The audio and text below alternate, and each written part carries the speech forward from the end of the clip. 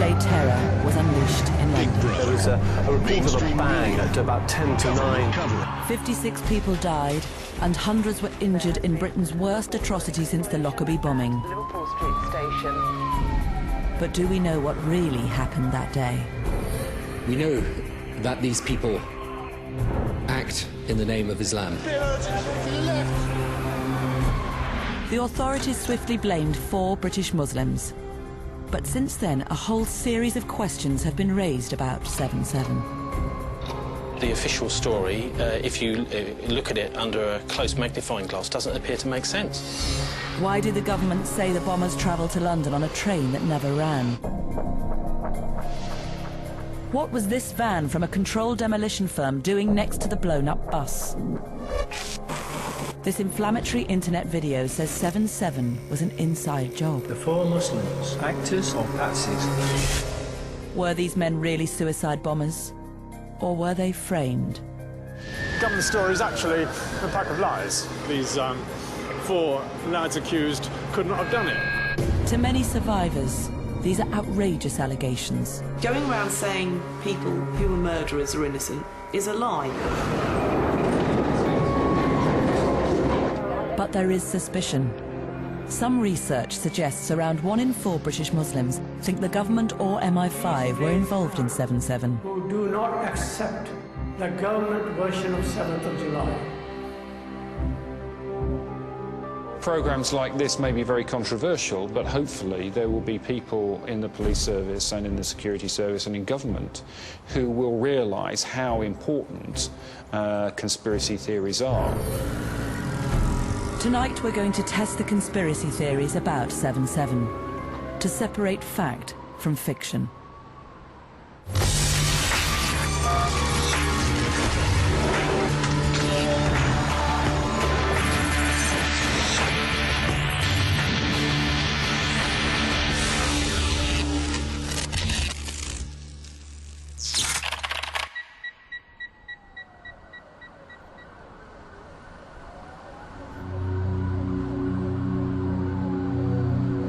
Thursday, 7th of July 2005, began unlike any other working day. London was basking in glory. At the Games of the 30th Olympiad in 2012 are awarded to the city of London.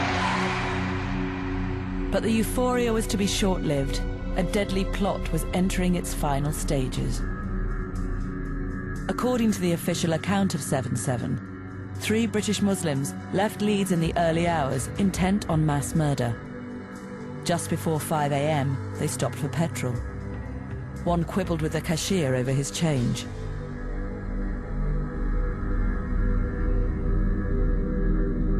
At Luton Station, they met the 4th member of the cell. Carrying rucksacks filled with explosives, the 4 men caught a train.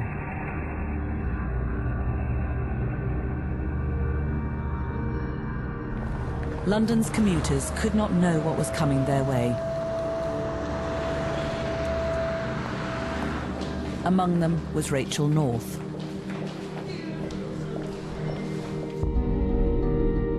Just before 8:30, the 4 men were caught on CCTV in King's Cross, heading towards the Underground. At Finsbury Park Station, Rachel waited for a westbound Piccadilly line train. After letting several go by, she got in the first carriage. More and more people were stuffing themselves on as we went down the line. We got to King's Cross and more people jammed themselves on. There were about 8 deep on the platform, and I can remember the doors closing and people who hadn't managed to get on going through the windows at us.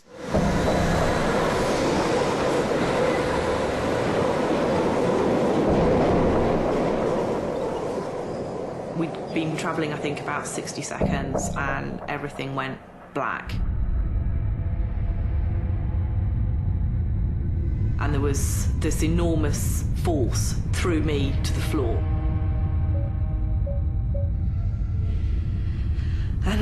And we couldn't breathe.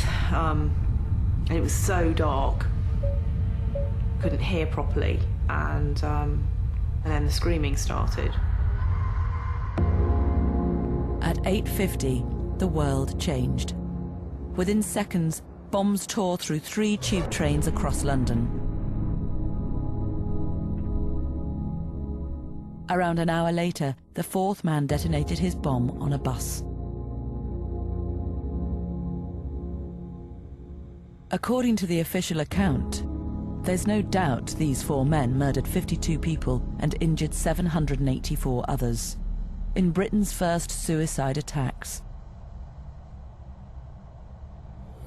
Now, some breaking news. Reports are just coming in of an explosion at Liverpool Street Station here in London. They believe at the moment that it's a power surge. Still no indication that this was sabotage. 4 huge explosions brought London to a standstill. The search began to make sense of what had happened. Since then, a growing network of skeptics have scrutinized every word and every picture for signs of a hidden truth. 4 years on, conspiracy theories have mushroomed, and a host of internet films have flourished, claiming that the government account of 7/7 is a deception. We are being deceived. What we're being offered is at best. You probably think you know what happened that morning. You don't. Speculation. The former MI5 spy David Shayler presents one video. The anomalies and the explosives used. Other filmmakers prefer to remain anonymous. These internet videos have found an audience. Tens of thousands of people have seen them online. But there is one video at the extreme end of the spectrum. 7/7 Ripple Effect was released 2 years after the attacks. Its unknown maker goes under an Arabic-sounding name. A message from Muad'Dib about the 7th of July 2005 and see what we would. While other conspiracy films just pose questions, 7/7 Ripple Effect goes further. Pre-planted explosives. The film says there's evidence the 4 men blamed for the bombings were framed. The one thing that we can be sure of is that it was not done by 4 young Muslims. The film claims these men were fall guys in a government plot to win support for the war on terror. For many 7/7 survivors and victims' families, the conspiracy theories are pernicious.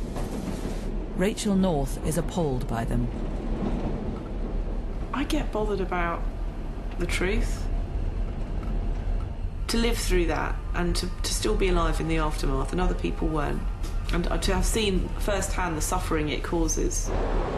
It is genuinely upsetting to be told that my eyewitness account, other people's eyewitness accounts, other people's grief are wrong.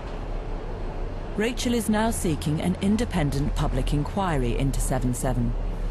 She wants to know whether the bombers could have been stopped.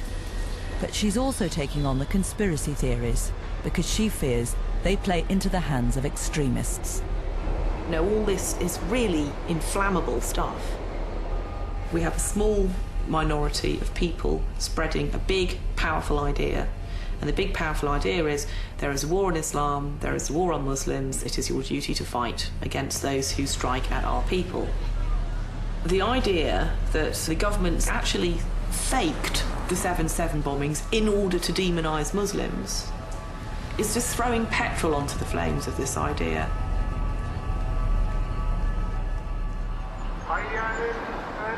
The conspiracy theory has been picked up.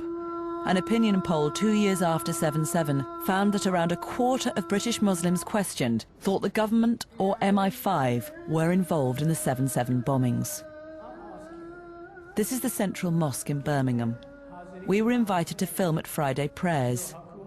On the agenda, 7/7. How many people in this mosque, please raise hand, who do not accept the government version of 7th of July?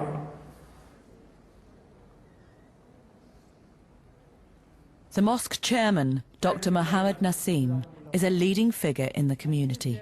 I was doubtful from the very beginning of the story that as the story emerged, I thought it was too fast, too quick, unless somebody else has already prepared it. He questions how the men blamed for the attacks were identified. A few days after 7/7, the police said they'd found vital evidence in the wreckage. We have since found personal documents bearing the names of 3 of those 4 men close to the seats of 3 of the explosions. But if the men blew themselves up, how did these documents survive? When the body blows up, now everything is destroyed. The body is turned into pieces. How come these whole documents were remained intact? Now this is something that I cannot understand. For Dr. Nassim, it's too similar to a suspicious find after the 9/11 attacks, in the wreckage of the Twin Towers. If you go back to 9/11, the aeroplane and that blew up, everything, the metal melted, but the passport was found intact. Although the hijacker perished, along with everybody else on board, his passport survived. A few days after 7/7, a driver's license in the name of the bomber was found in the wreckage of the bus. The one who boarded the bus blew up, but his all identification papers were lying safe. Now it seems to me is one organization is writing all these stories because they're very similar. There is an explanation for the mystery. According to court testimony, forensics suggest it's likely the driver's license wasn't on the bomber's body when the bomb went off. Like other documents recovered from the wreckage naming the bombers, the license was relatively undamaged. The pattern suggests the bombers dropped them nearby to ensure they would be identified.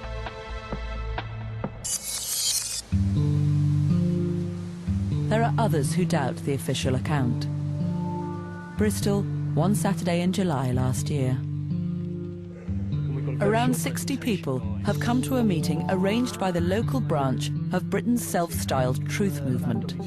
What we really need is an army of citizen bloodhounds that will not just accept the initial story. And I think that's... For many here, suspicion 7/7 could have been an inside job has been fueled by doubts about the 9/11 attacks. We have condemned 4 guys who admittedly are presumably dead without evidence being tested in a court of law. And that is a breach of the principle of innocent until proven guilty, and it's outrageous. And I think it's very important that we question whether what is supposed to have happened really did happen, because it's been used as an excuse to erode the civil liberties of everybody. Do you think it's possible that the 4 men didn't do it? I think it's possible, yes.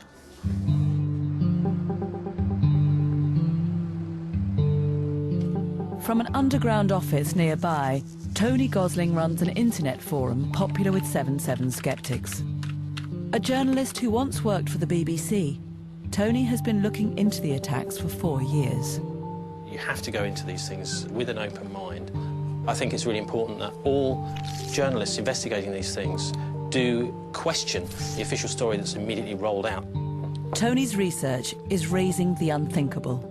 It's possible that 7/7 is being used in order to persuade the British people to get behind the war on terror. And it's also, I think, entirely possible that these 4 guys are totally innocent.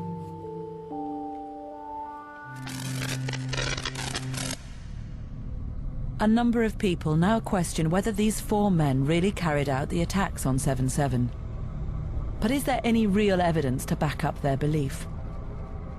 6 hours after the attacks on 7/7, the Metropolitan Police gave a news conference here in London. Brian Paddock, then a senior Metropolitan Police officer, ran it.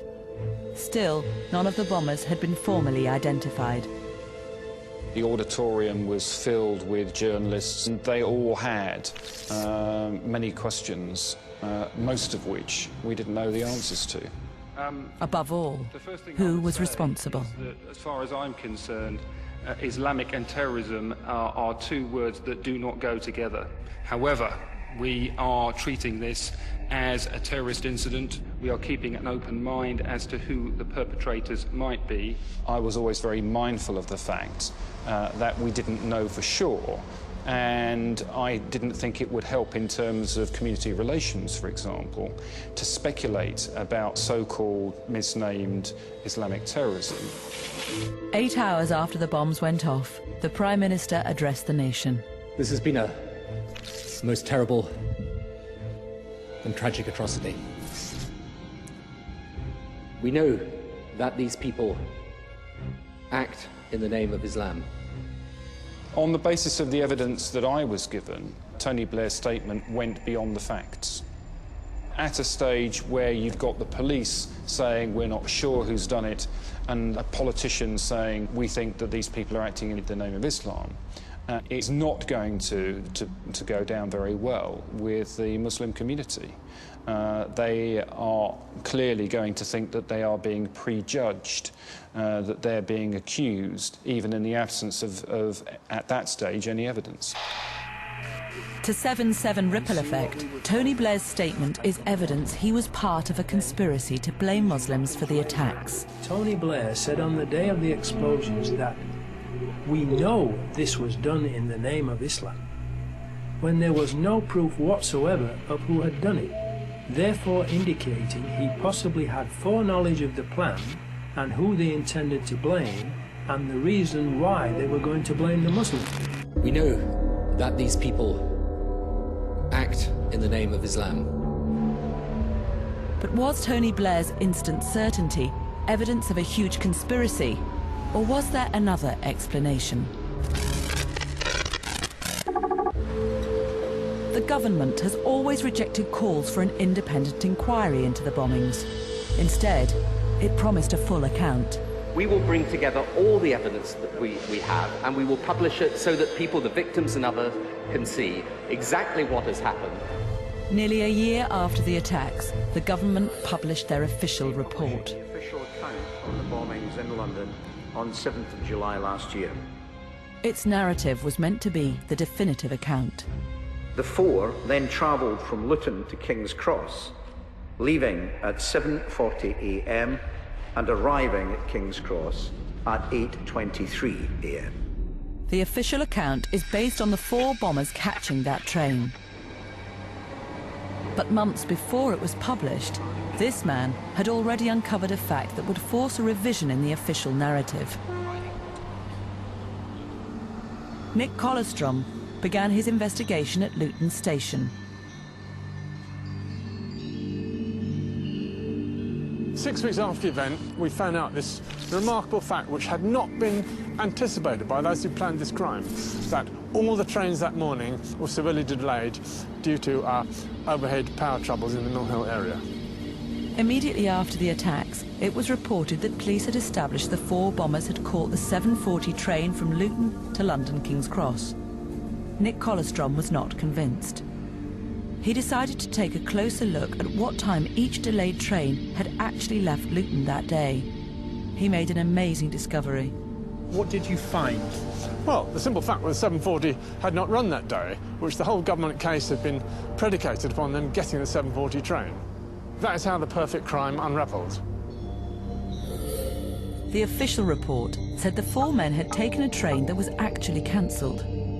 The government now say that the 4 bombers actually got on an earlier train, but crucially, they arrived in time to carry out the attacks. The Home Secretary had to explain why the official account was wrong.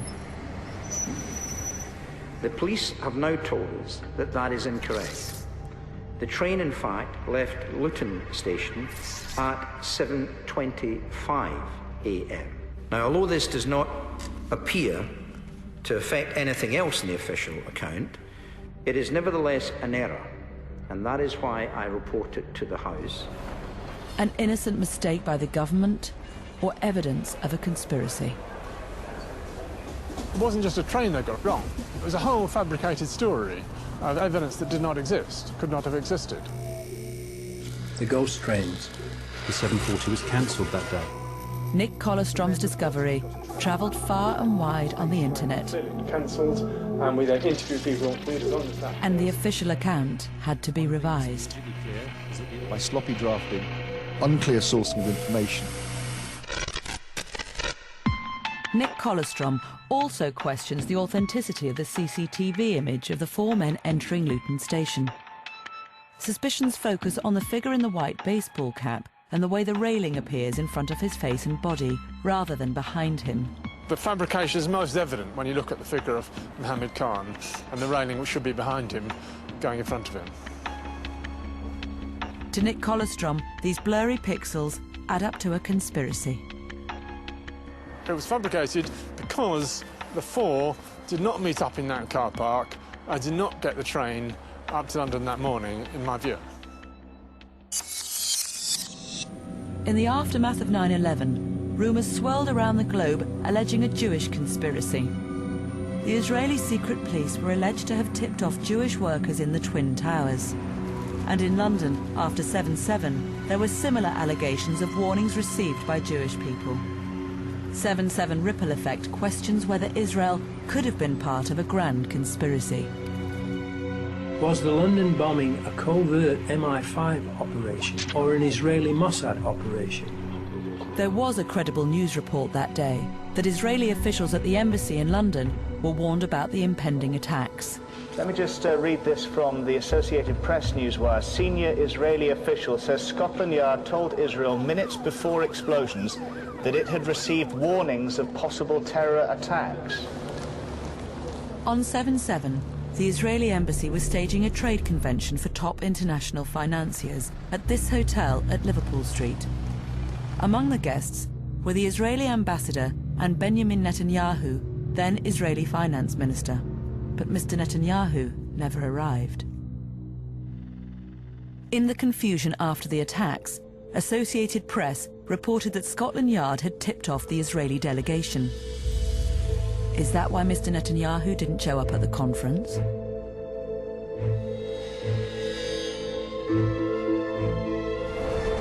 Amir Gilad was Benjamin Netanyahu's media advisor and was at his side during his time in London.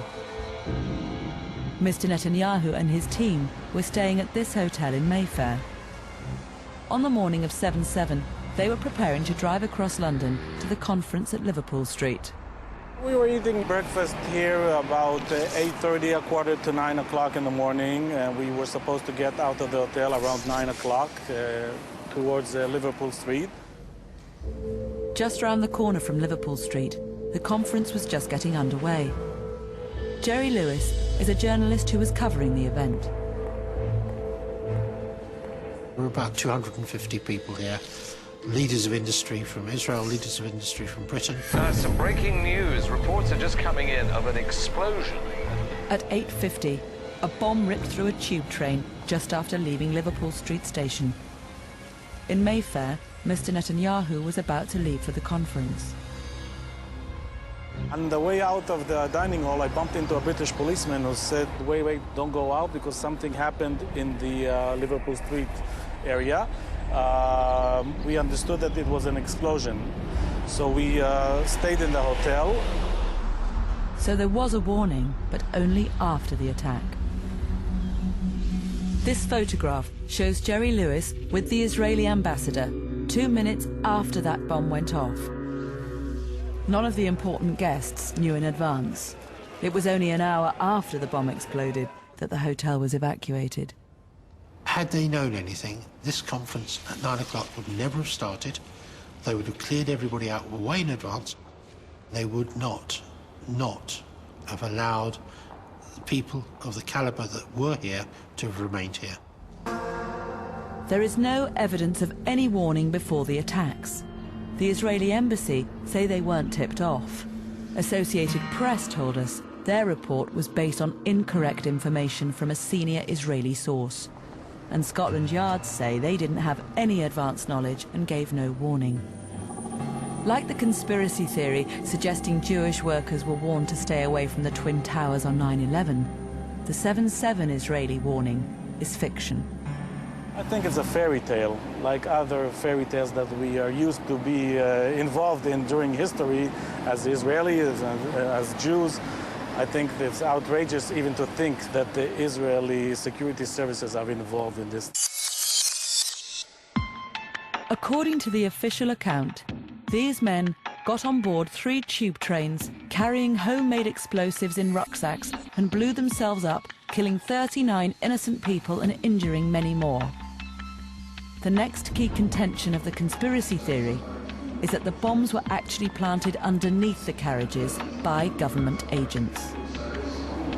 Bruce Late is a survivor of the attacks who thought he saw evidence of a bomb underneath the train. On the morning of 7/7, Bruce was on his way to a ballroom dancing audition.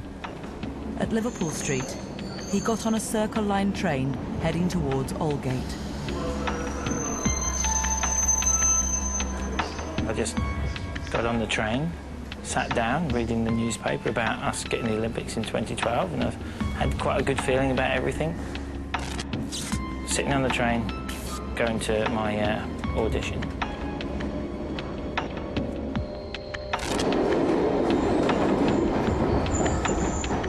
Must have been not much longer than 30 seconds. All of a sudden, it didn't feel like I was on the train anymore. Something was very, very different.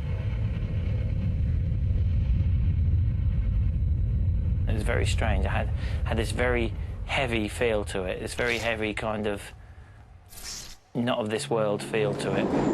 According to the official account, Shehzad Tanweer had detonated a bomb, killing himself and 7 others. In the aftermath, something caught Bruce's eye. As I was getting off the train, I noticed that there was a hole, and the hole was as if there was a bomb or the explosion had burst up through the floor of the train, and that was just about there. Bruce doesn't know whether he actually saw evidence the bomb was underneath the carriage, and not in Tanweer's rucksack, as the authorities said. Across London, at Edgware Road Underground Station, there were other suggestions from survivors of a hole underneath the carriage. At 8:50, a Circle Line train had been devastated by an explosion just outside the station. Some of those on board were telling a Guardian journalist of how the explosion came from beneath the train. Where we believe there was an explosion this morning under the carriage of a train, and some passengers described how the tiles, the covers on the floor of the train suddenly flew up, raised up, and... Nearly 2.5 years after 7/7, Bruce got a mysterious package in the post. Why do you think you were sent the DVD? To open up a can of worms in my mind. It was a copy of the internet film 7/7 Ripple Effect. I don't really know who it was sent by, but there was some foreign-sounding name in the credits at the end of this DVD.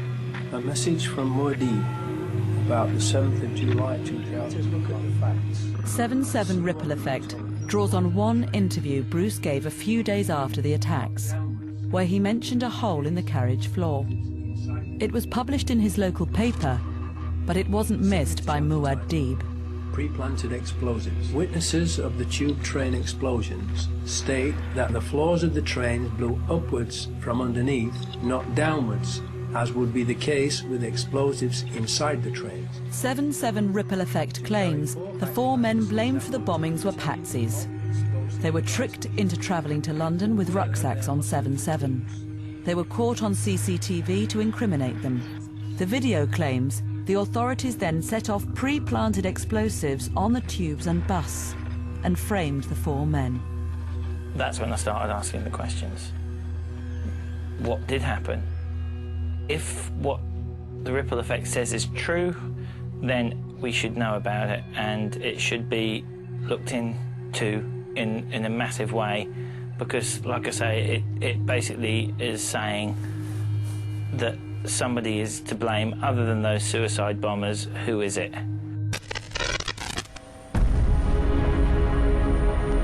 The internet is alive with allegations that on 9/11 3 huge skyscrapers were destroyed by controlled demolition, and that it was an inside job. Now similar allegations are being made about 7/7, that it too involved controlled demolition by government agents. At 9:47 in Tavistock Square, a number 30 bus was torn to pieces by an explosion. According to the official account, Hazib Hussein had detonated a bomb on board, killing himself and 13 other people.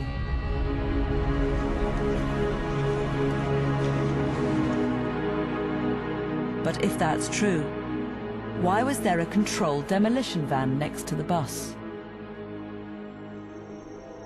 This is that van. The company Kingstar specializes in controlled demolition. So what was the van really doing next to the blown-up bus? On 7/7, its driver was on his way from Kent to a job in Camden Town. His route took him through Tavistock Square.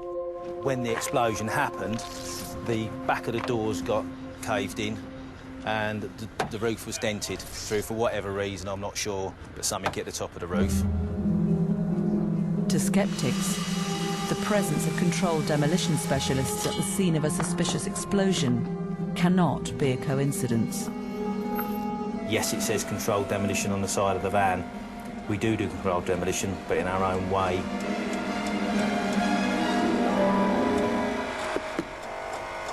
Not with explosives, with diamond-tipped bits. A diamond drilling firm wouldn't be able to get a licence for you to use explosives. Does your company have any explosives expertise? No, none at all. None at all. But why did the bus have the words "outright terror, bold and brilliant" on its side? Please think about the sick minds of the people who planned the attacks. In reality, the words were part of an advert for a film called The Descent. The devastated number 30 bus was just one of 890 buses carrying the poster in London that day. None of this explains why this man, Richard Jones, who had explosives experience, got off the bus a few seconds before it exploded. It was deafening. We were all sort of thrown to the ground with the force. There was screaming all about. All you could see was the 30 on the back of the bus. And a huge column of vertical white smoke going up into the air. To 7/7 ripple effect, it's credible Richard might have left the bomb behind when he got off. He says that he and 11 other people got off the bus just before it exploded. Were the 12 of them a team to cover up what Richard Jones was doing as he planted a bomb? The most serious allegation made by conspiracy theorists is that you actually planted the bomb on the bus and left just before it exploded. Pass. I don't have an answer for that because I think it's so ridiculous. Anybody who knows me, you know, would not associate me with anything like that. But what about his explosives experience? Yes, I did work in an explosives factory. I served my apprenticeship there for 5 years from 1960 to 65 as an electrician. Yes, I've walked past places where they're making nitroglycerine, cordite, black powder, but I'm not a chemist. I don't understand chemistry. How had Richard become the focus of this conspiracy theory? It turns out that he'd mentioned his background in an earlier interview, because it was the third blast he'd narrowly avoided. The first was at that explosives factory. One of my close friends was killed. I've also been in Belfast at Europa Hotel when they blew out the reception, as I felt this was the third time that I've been fortunate to escape with my life. There is no darker truth to Richard's presence on the bus that day. When he got on the bus at Euston Square, it was heading to Angel, where he wanted to go. But then it was diverted south towards Tavistock Square, so he decided to get off. He's a lucky man, not a conspirator. I come up here 3 or 4 times a year just to relive and retrace my steps, pay my respects to the people on the memorial up the road, and reflect on how lucky I am.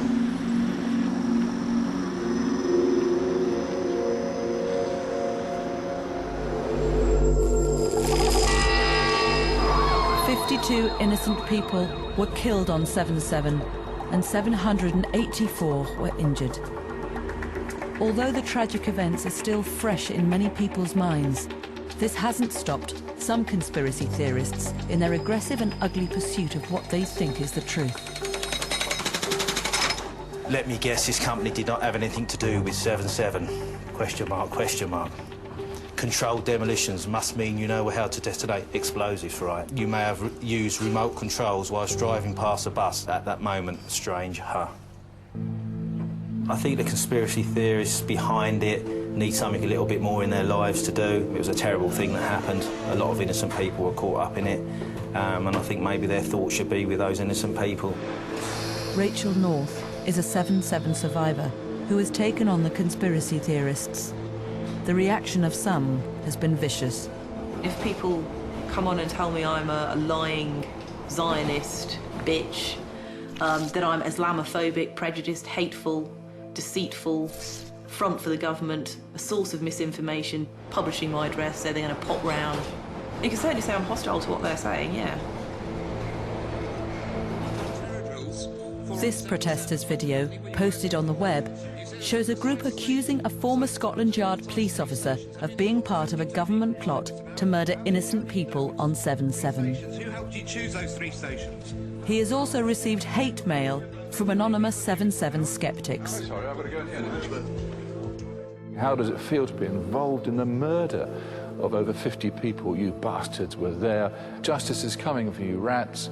Now you must look over your shoulder for your part in the bombings. No mercy. Peter Power is a crisis management consultant who helps companies prepare for emergencies. In 2003, the authorities staged a full-scale exercise at a tube station in the City of London, preparing for a terrorist chemical attack. On 7/7, Mr. Power was running an exercise for a private client, preparing it for a terrorist attack in London.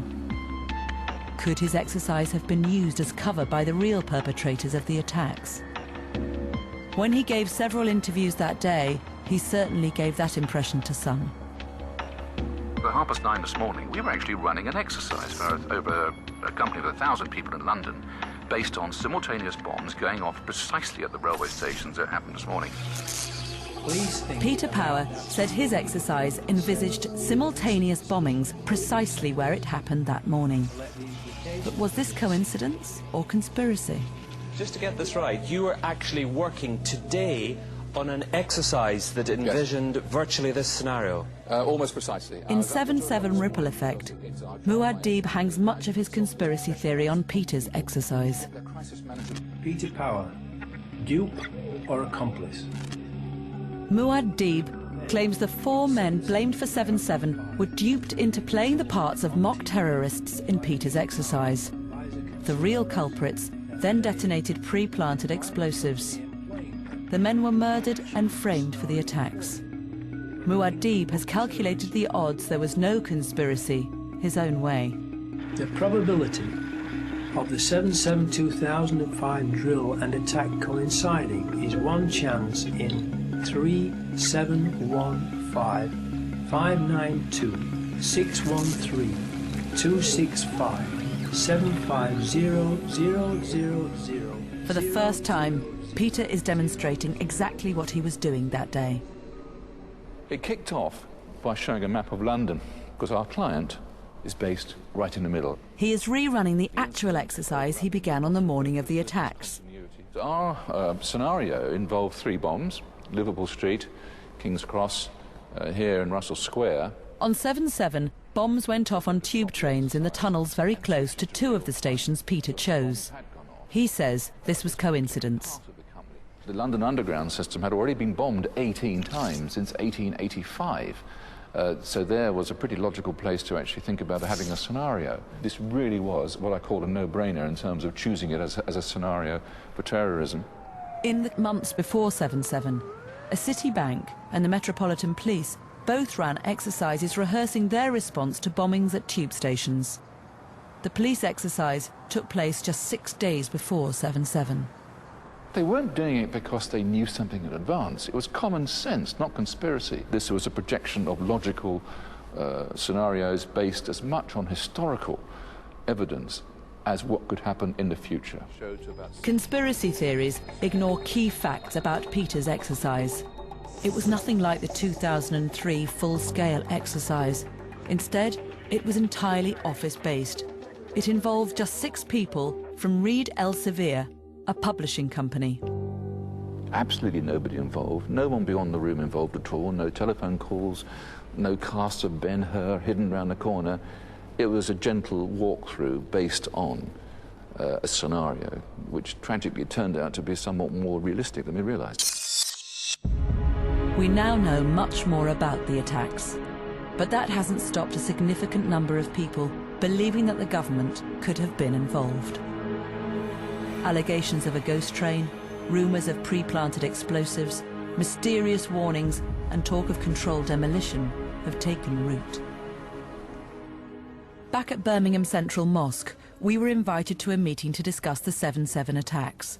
We are not talking about conspiracy, we are talking about an alternative view. Like the 7/7 survivor Bruce Late, Dr. Nassim had also been sent a DVD anonymously in the post.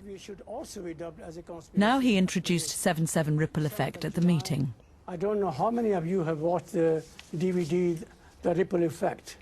Please raise hands who have watched the DVD. We have the DVDs, you can get it from the office. Please watch it. Dr. Nassim made 2,000 copies of 7/7 Ripple Effect for the mosque. A message from Muad'Dib. The film's alternative theory of 7/7, in which the 4 British Muslims were deceived by the authorities and framed for the attacks, lands on fertile ground. Actors or patsies? This video is more compelling than the government version. The government has been lying from A to Z. Government lies about the weapons of mass destruction. Government lies Saddam Hussein's connection with Al-Qaeda. It's more than coincidence. What happened is exactly what it says in there. So you think that the government could have caused July 7th? Yes. I mean, after seeing this, nobody can doubt. My only question is how these people who have made this, the disc, where did they get the time and how did they observe the situation that they have been able to produce this? That is my only reservation. Other than that, I think if I know their source, of course I have no hesitation to accepting it. If independent people can compile DVDs like this within, a certain amount of time, using very little, they don't even have what government resources have, how can they come up with this sort of stuff and make it so believable to the public? And why can't the government do the same to make the public believe that this stuff is true? Why can't they do that in time? Why are we being asked, why do we trust the government's version? The question to be asked is, why should we trust the government? Massive effect. There is much suspicion about the government here, which helps conspiracy theories find favour. Whether the bombings were done by MI5, the Israeli Mossad, or both of them and/or others, has yet to be determined. But the one thing that we can be sure of is that it was not done by 4 young Muslims. The ripple effect is more convincing than the government statement. Why do you say that? Because of the issues it has raised, because the flaws it has pointed to, which agree with the flaws that have already been pointed by other people too. The sleeper must awaken. The sleeper must awaken. To many, these conspiracy theories are divisive. If people in mosques think that the government is so antagonistic towards them that they're actually willing to frame them for a monstrous crime they didn't commit, what does that do to levels of trust? That is a problem for the government and for everybody in this country. And there's concern that conspiracy theories could alienate Muslims from the authorities.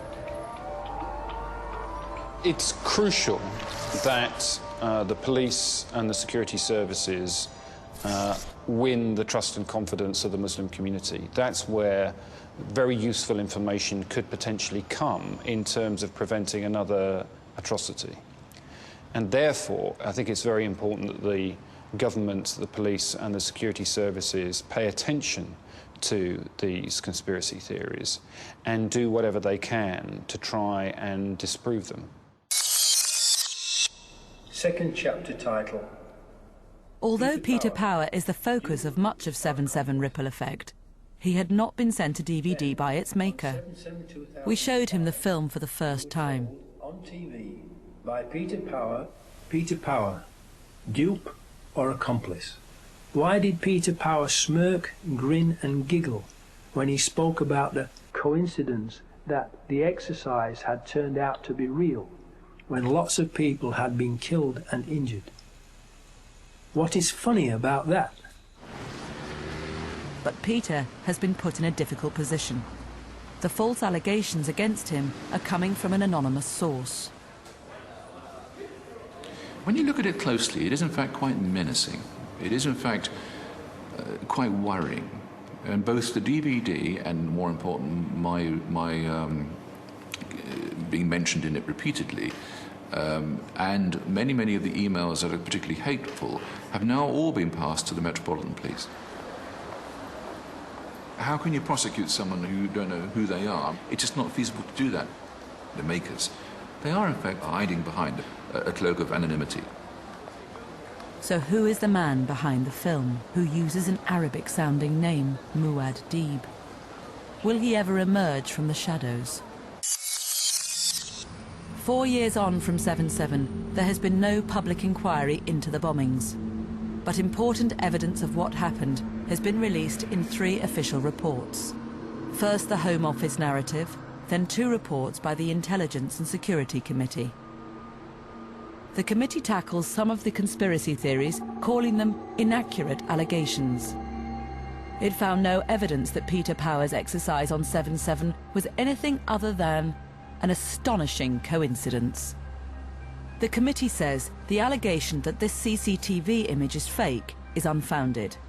They say any anomalies in the picture are due to freezing low-quality video. The committee also confirmed that MI5 had come across 2 of the bombers long before the attacks. But it concluded that MI5 did nothing wrong because they were not in a position to know that the 2 men were about to plant explosives. And a recent court case about 7/7 released significant new evidence showing these 4 men did carry out the attacks. Soon after, 7/7 investigators had uncovered the bomb factory in a flat in Leeds. And these photographs show the equipment at the scene. The court also saw an A4 pad with the handwriting of Khan, Hussein and Tanweer. It was found in the same flat. Evidence they planned the attacks. At the bomb sites, investigators found the explosions were caused by high explosives carried in rucksacks, detonated while placed on the floor of the tube carriages and the bus. There was no evidence of remote detonation or timers. And what about the Guardian report of witnesses saying the explosion came from underneath the tube at Edgware Road? The journalist spoke to other witnesses, closer to the blast, who clearly said the explosion came from inside the tube and not underneath. Skeptics who have relied on Tony Blair's statement as evidence there was a government plot to demonise Muslims these people are on weak ground. act in the name of Islam. They ignored what he went on to say. But we also know that the vast and overwhelming majority of Muslims here and abroad are decent and law-abiding people who abhor this act of terrorism every bit as much as we do. What is extraordinary is that conspiracy theories persist in spite of the fact that both Mohammed Siddiq Khan and Shehzad Tanweer recorded martyrdom videos. Although the London attacks are not mentioned, the call to holy war is plain to see. With this, I leave you to make up your own mind. And I ask you to make dua to Allah Almighty to accept the work from me and my brothers and enter us into gardens of paradise. What's more, a year ago, CCTV showing the 4 bombers' movements on 7/7 was finally released. This footage showed all 4 men in London that day. Previously, Nick Colostrom, the man who revealed the mistake about train times, had argued the men were never there. what other people are saying, really. But aren't they the images that you've been questioning? They would seem to be, yeah.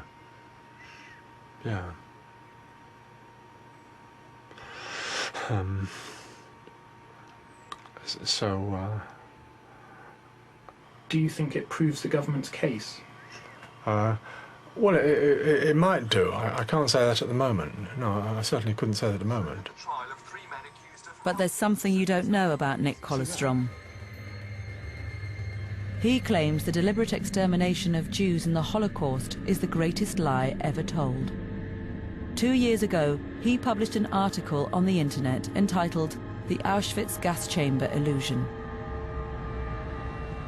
I don't speak German. I don't go to Germany. I've never the slightest interest in Nazi philosophy or anything. But I believe what I wrote was absolutely correct. I totally stand by what I said. I'd be happy to present it anywhere. Rachel North helped expose Nick Kollerstrom's pernicious theory. If his so-called research has led him to these, frankly, ridiculous conclusions about the Holocaust, then why on earth would you trust any of his research into 7/7 and 9/11 as well? He obviously is of a mindset where he is quite able to willfully ignore scientific or historical or eyewitness or forensic evidence. So I suppose that's, I think it is worth flagging that up to people. The 7/7 ripple effect film is stirring up suspicion about the bombings, sowing dissent across Britain. The film viciously targets a number of innocent people, falsely accusing them of involvement in an official conspiracy to kill British citizens. Why are Peter Power, Richard Jones, Commissioner Ian Blair, the anti-terrorist branch who shot and murdered these innocent people, the Israeli Mossad, Tony Blair, and the government itself not under investigation for these horrendous crimes? This far, the man behind 7/7 ripple effect, Muad Deeb, had evaded scrutiny, but we tracked him down. Ireland. The search for the man behind 7/7 ripple effect has brought us here. From the town of Kells, Muad Deeb has waged a propaganda war to win Britain over to his distorted vision of reality. We can reveal Muad Deeb is John Hill from Sheffield. John Hill, BBC Conspiracy Files. Can I ask you why you've made a film accusing innocent people of mass murder on 7/7 with no evidence at all? Can I ask you why you're ignoring the huge weight of evidence against the 4 men blamed for the 7/7 bombings? You have made a film which is damaging trust in the British government and is undermining community cohesion in Britain. Is that your intention, Mr. Hill? Mr. Hill, why do you hide behind the name Muad Deeb? Taking his name from a science fiction film, Muad Deeb, John Hill believes the Ark of the Covenant is buried nearby under the hill of Tara. A document on his website reveals he believes he is the Messiah. 7/7 is just one facet of John Hill's bizarre worldview. Since we caught up with him, John Hill has been arrested. He is facing extradition to the UK on a charge of perverting the course of justice by sending DVDs of 7/7 ripple effect to the judge and jury foreman in a trial linked to 7/7. For your own sakes, make copies of this film for everyone you know and for the media outlets in your area. Long live the fighters. Muad Deeb.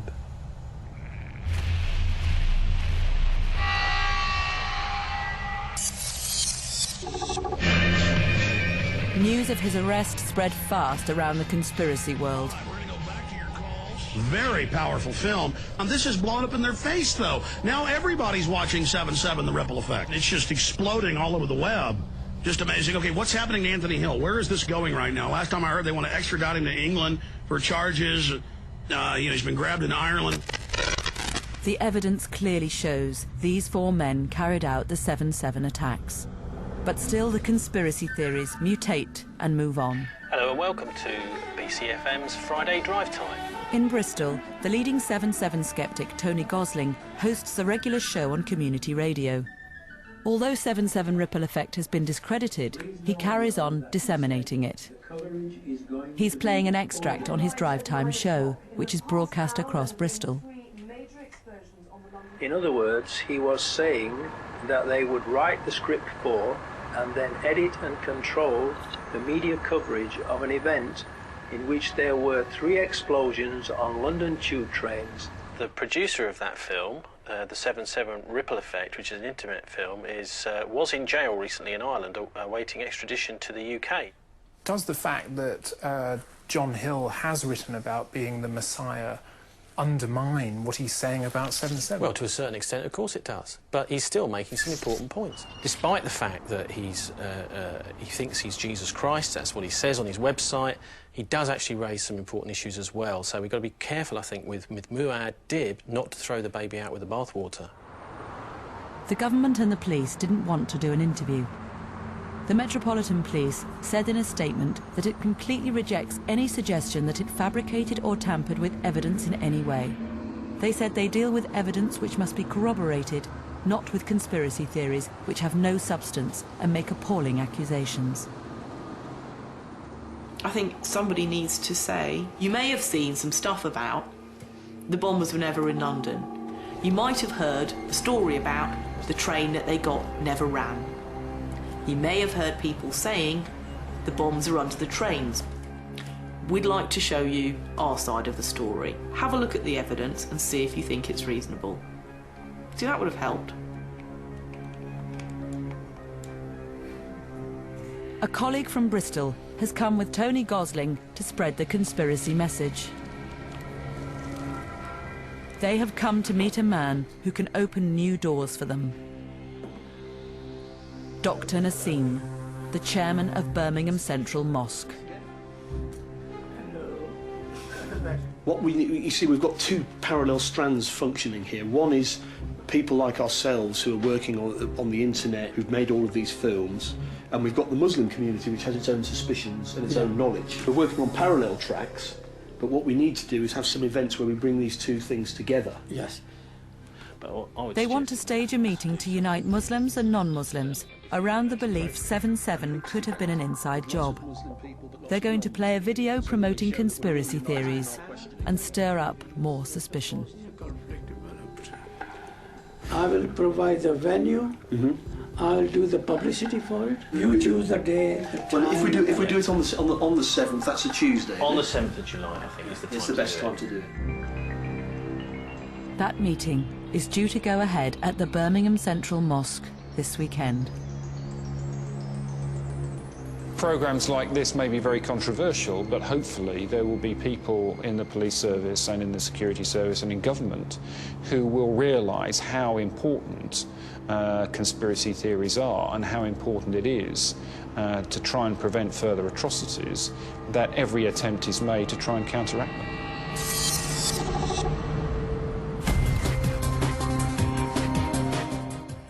On Newsnight tonight, is the government sabotaging Conservative attempts to look at the nation's books? Is it time for an amnesty for illegal immigrants? And have the Iranian protests enabled blogging to supplant journalism? Join us at 10:30.